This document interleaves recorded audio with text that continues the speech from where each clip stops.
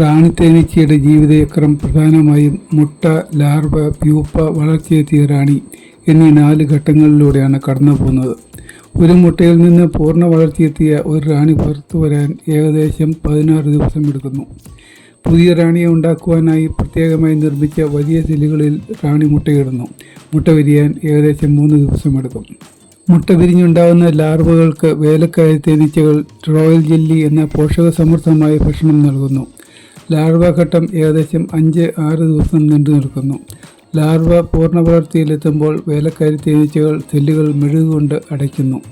ഈ സമയത്താണ് ചിറകുകളും കാലുകളും കണ്ണുകളും രൂപപ്പെടുന്നത്. പ്യൂപ്പ എന്ന ഈ ഘട്ടം ഏകദേശം 7-8 ദിവസം നീളുന്നു. 16-ാം ദിവസം പൂർണ്ണ വളർച്ചയെത്തിയ റാണി സെൽ തുറന്ന് സ്വയം പുറത്തു വരുന്ന റാണി ഏതാനും ദിവസങ്ങൾക്കുള്ളിൽ 10 അതിലധികമോ പുരുഷ തേനീച്ചകളുമായി അന്തരീക്ഷത്തിൽ വെച്ച് ഇണചേരുന്നു.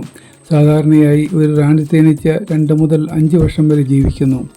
ഇണചേർന്നതിന് ശേഷം ഒരു റാണി ദിവസം 2000 മുട്ടകൾ വരെ ഇടാറുണ്ട്. ഈ ചാനൽ സബ്സ്ക്രൈബ് ചെയ്യാനും സബ്സ്ക്രൈബ് ചെയ്തവർ ലൈക്ക് ചെയ്യാനും കമൻ്റ് ഇടാനും മറക്കരുതേ.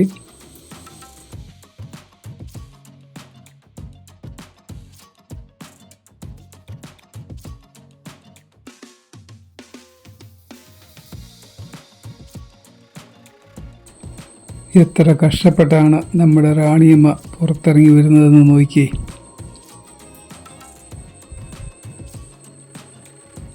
വളരെ സുന്ദരിയായ റാണിയമ്മ, നല്ല വലുപ്പമുണ്ട്, നല്ല കളർഫുള്ളാണ്, നല്ല ആരോഗ്യവതിയായ റാണിയമ്മ.